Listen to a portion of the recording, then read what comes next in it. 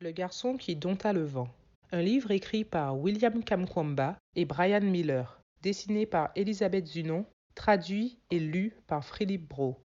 Le garçon qui dompta le vent. Dans un petit village du Malawi, où les gens n'avaient pas assez d'argent pour avoir l'électricité, la nuit se couchait vite et dépêchait les pauvres fermiers au lit. Mais pour William, la nuit était le meilleur moment pour rêver. Il rêvait de construire des choses, puis de les démonter. Comme par exemple, les camions avec des roues faites de bouchons qui sont rangés sous son lit. Ou encore, les radios qu'il avait démontées, pour lesquelles il se demandait « Si je peux entendre la musique, mais alors, où se trouve le groupe ?» Les histoires de magie de son grand-père venaient le hanter durant la nuit. Des avions de sorcières passaient à travers les fenêtres, pendant que les fantômes dansaient autour de la pièce, comme si une centaine d'hommes les possédaient. Dans les champs, au lever du soleil, William vérifiait les champs de maïs à la recherche d'esprits magiques. Puis se reprenait en entendant passer un camion au loin. Comment son moteur le fait fonctionner? Son père cria « Fais attention avec ta fourche! Tu vas te couper le pied !» Malgré toutes ses capacités à créer des fantômes et des sorcières, la magie n'amenait pas la pluie. Sans eau, le soleil se levait plus fort chaque matin, asséchant les champs et transformant le maïs en poussière. Sans nourriture, le Malawi entrait dans une période de famine. Bientôt, le père de William réunissa ses enfants et leur dit « À partir de maintenant, nous ne mangerons qu'un seul repas par jour, donc faites-le durer. » Le soir, ils s'assirent autour de la lanterne et mangèrent une poignée de nourriture, regardant les gens affamés passer près de la rue comme des esprits. Avec la pluie, l'argent aussi disparut.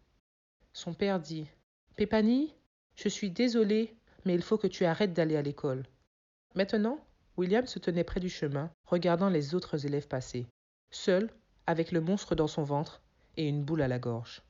Pendant des semaines, il s'avachait sous les manguiers, jusqu'à ce qu'il se souvienne de la bibliothèque en bas de la rue, un don des Américains. Il trouva des livres de sciences remplis de magnifiques images. Avec son dictionnaire d'anglais à côté de lui, William essaya de comprendre comment les moteurs faisaient fonctionner les gros camions et comment les radios récupéraient leur musique du ciel. Mais la plus belle image de toutes était celle d'une machine plus grande que l'arbre le plus grand, avec des hélices ressemblant à un ventilateur. Un moulin à vent géant, quelque chose qui attrapera la magie. Il lisait intensément la phrase suivante. Les moulins à vent produisent de l'électricité et pompent l'eau. Il ferma ses yeux et vit un moulin à vent. Il ferma ses yeux et vit un moulin à vent qui récupérait l'électricité du vent juste devant sa maison, puis apportait la lumière dans les vallées sombres.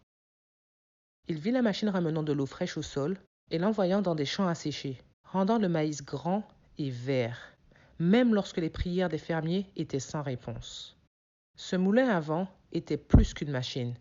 C'était une arme pour battre la famine. Il chuchota « Magetsi Amfepo, je construirai du vent électrique. » Dans la décharge, les saletés apparaissaient comme un trésor rouillé, au milieu des hautes herbes. Le ventilateur de tracteur, quelques vis et des écrous qui nécessitaient beaucoup d'huile de coudre pour les récupérer. Récupérant ces objets, il criait aux araignées et aux oiseaux « Tonga !» Mais lorsque William ramenait ses métaux chez lui, les gens disaient « Ce garçon est Misala. Seulement les gens fous s'amusent avec des ordures. » Après plusieurs semaines, pendant que William arrangeait son matériel à même le sol, comme par exemple un vélo cassé, un bouchon de coca rouillé, un tuyau en plastique, même un petit dynamo venant d'une lumière de vélo.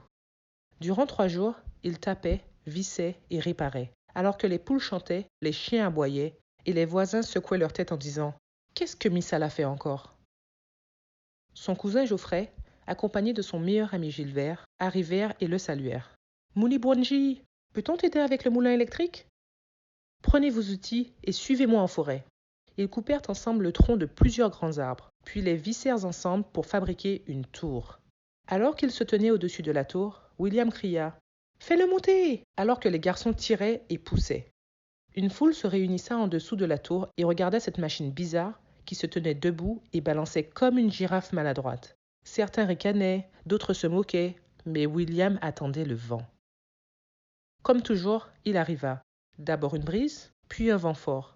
La tour se balançait et les hélices tournèrent.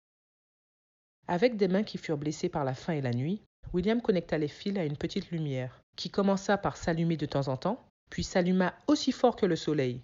Il cria Tonga! J'ai fait un moulin électrique. Un homme cria Washita Bueno! Bien joué! Pendant que les sceptiques crièrent de joie et tapèrent des mains, William savait que ça ne faisait que commencer.